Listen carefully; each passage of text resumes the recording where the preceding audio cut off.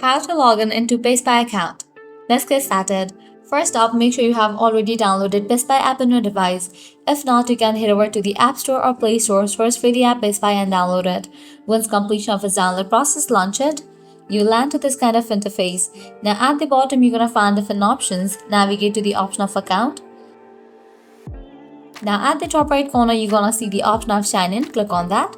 Due to security purpose, this page is showing blank as I'm recording, but you'll find login page over here. Now from here, you can easily log into your account. All you have to do is provide the credentials. So go ahead and type in your email address, then type in the password.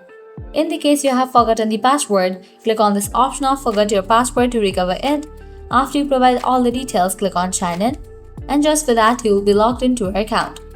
So this is how you can easily log in into PaySpy account. At the end, if you guys find this video helpful, don't forget to like, share and subscribe to our channel. Thanks for watching.